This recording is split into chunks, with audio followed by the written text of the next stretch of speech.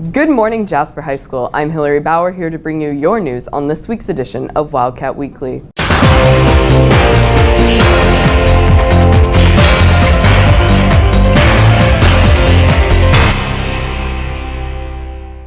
Are you ready to hear the news from the walls outside of Jasper High School? Here's Brianna Mullen with your local, national, and global news.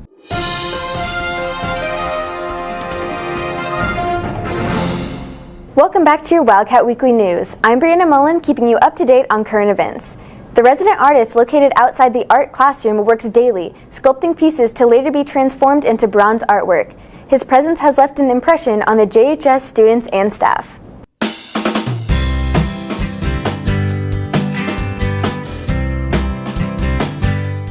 My name is Phillip Paint. I'm a bronze sculptor. This was my first piece I did when I was 14. Finished it when I was 15, so then I kind of did my teenage sabbatical after that, and at 18 I started doing it full time. I think we're more accustomed to looking at, say, people, and so I wanted to start with showing them how to make a horse.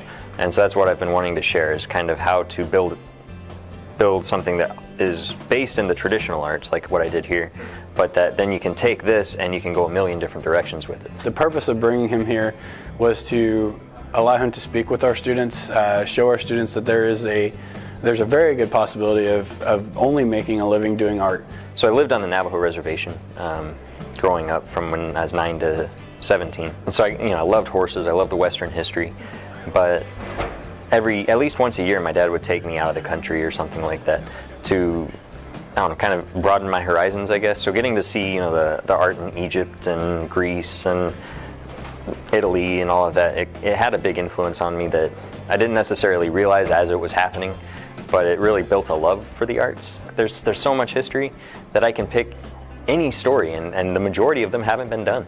And so there's an endless world of art to be made. He also has a show running out at the Crimp Art Gallery right now with several of his sculptures, along with the piece that initially brought him here. It's located out at the Crimp Gallery as well. They just have me sculpting here in the hallway, and as even students who aren't in the art class, they stop in, they ask questions, and basically I'm here specifically to help anybody who's interested in how to use the arts to further their careers, whether that career be in fine art or not.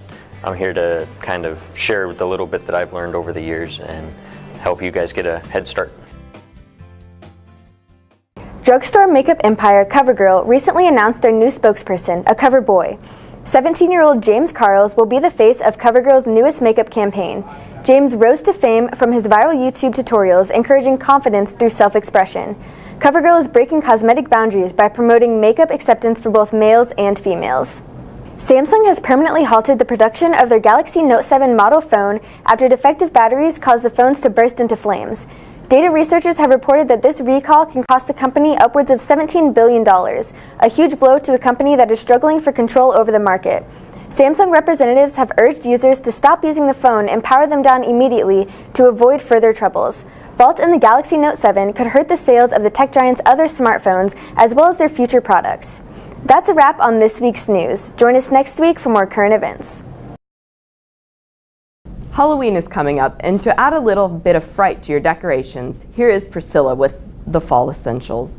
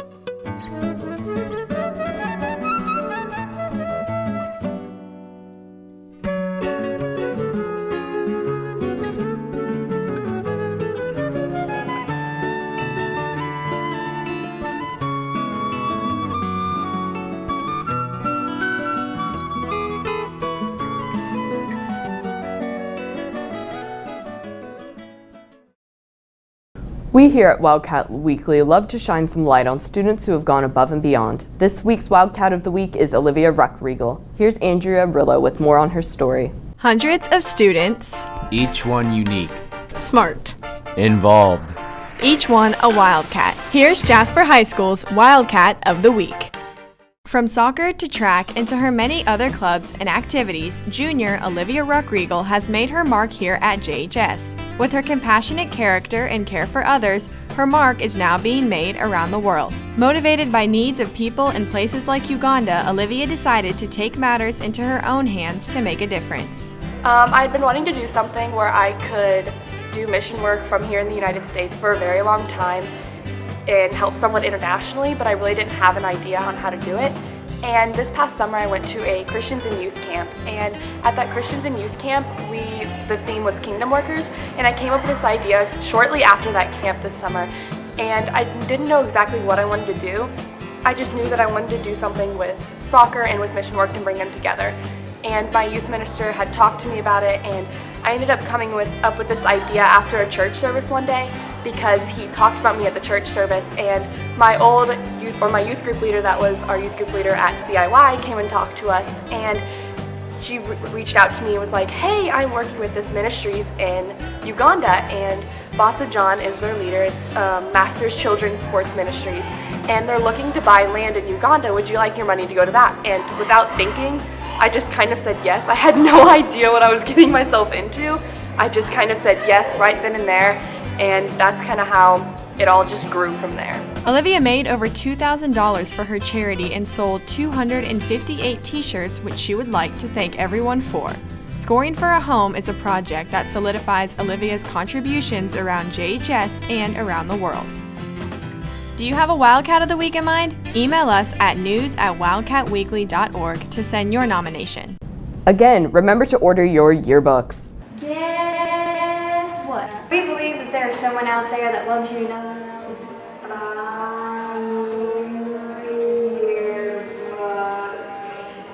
Or maybe you love yourself enough to buy yourself a yearbook, which we support because Yearbook Sale.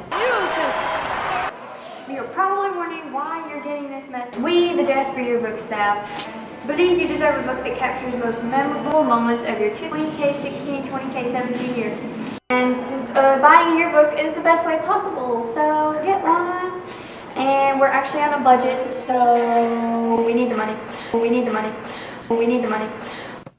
It's my money and I need it now! And so Friday, October 21st, 2017, yearbooks will be on sale for $45. Wow! That's a low price! Remember that. Don't forget the date, October 21st on a Friday. October 21st on a Friday. This is how you do it. Visit the Jostens Yearbook website and then you click yearbook icon and go from there. It's really easy. That was easy. Sign it and you can customize it, and you can pick your book for only an extra $6. Fancy. How neat is that? You can customize your yearbook for only $6 more, or not customize your yearbook and save $6. It's up to you.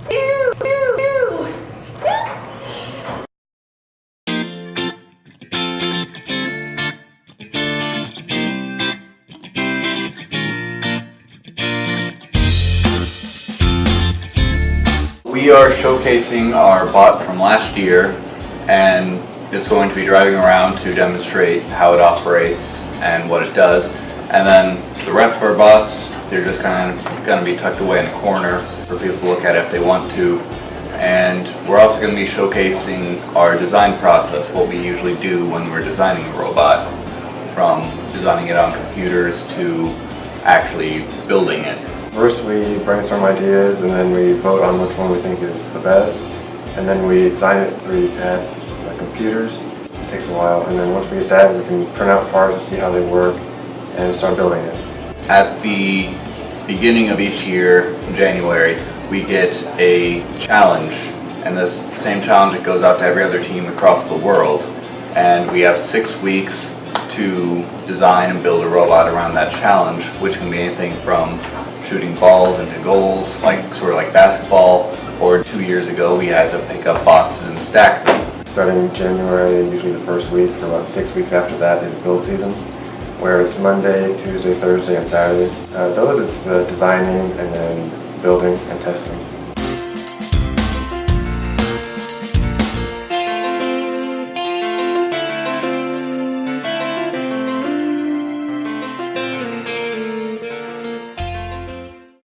Since the beginning of the school year, our thespians have dedicated hours to the production of Mary Poppins. The audience experience would not be the same without the use of makeup.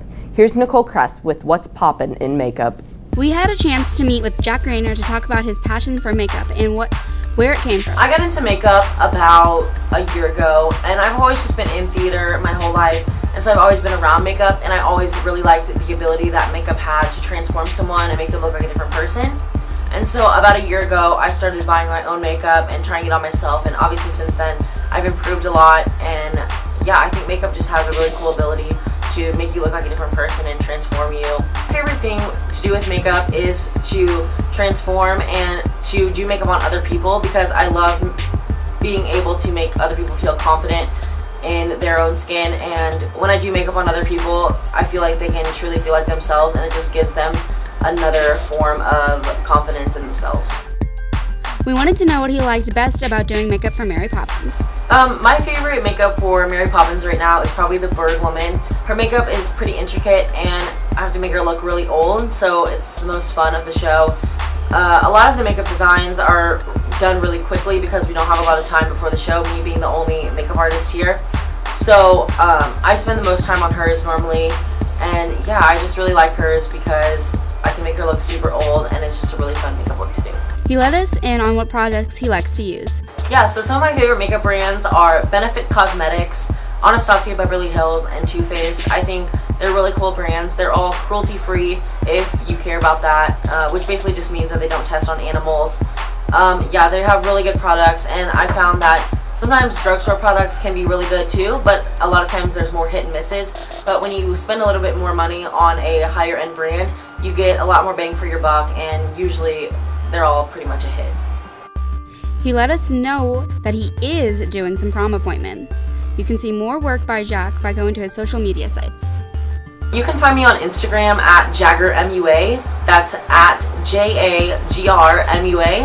And you can also find me on YouTube at the same username. I don't have many videos, but I plan to upload more as I become more popular. I am accepting prom appointments. I've already had a few inquiries so far, so I would say if you're interested, definitely get with me fairly soon so that we can book your time so I don't fill up, because I can only do so many people. We interviewed JHS students and asked them questions about the debate, some being true and some being completely false. I go to war with each other if they try. It's gonna be like the Spartans in Rome. Yeah, because you know how Spartans have a good time. Rome has good military.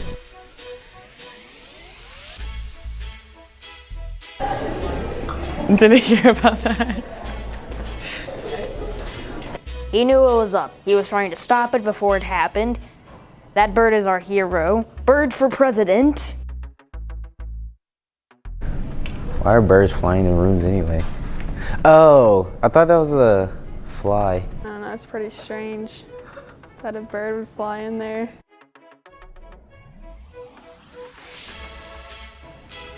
I'm not much of a Hillary fan, so I don't.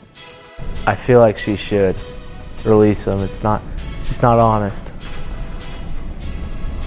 I'm kidding, she did release him. It's kind of lame.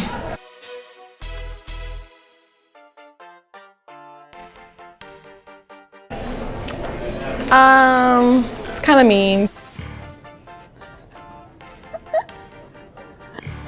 Frankly, I'm surprised that anyone's surprised at that. He is psychopathic, she is psychopathic, they are psychopaths, and this was a horrible idea. Let's kick them both out of existence.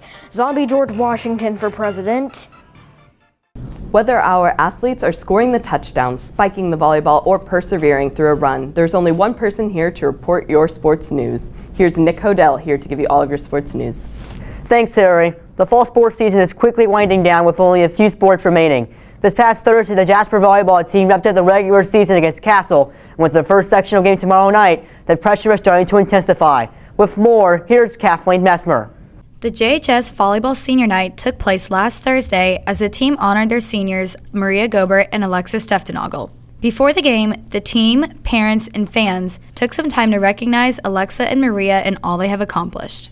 Both four-year members of the volleyball team, Alexa and Maria, have contributed to the programs in great ways and have had many successes with the team. The girls also thank their parents, coaches, and fans for supporting them in all they have done for the past 4 years. Both a part of 3 sectional and regional championships, the girls are hoping to pull yet another title and will compete in the first round of sectionals tomorrow here at JHS at 6:30. Be sure to go out and support the Cats. For the football team, everything will be on the line this coming Friday as it's win or go home in their first sectional game against a very familiar opponent.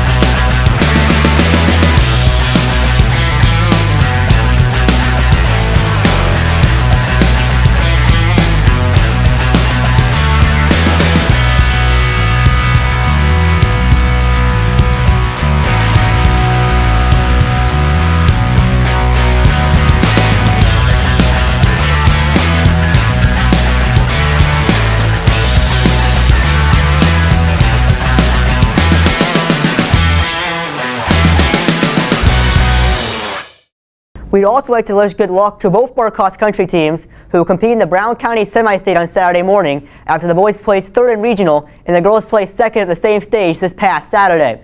The freshman football team will also be in action tomorrow night for their last game of the season at 6:30 p.m. against Gibson Southern. That's all for the Wildcat Sports Desk. Now back to Harry Bauer for the rest of Wildcat Weekly.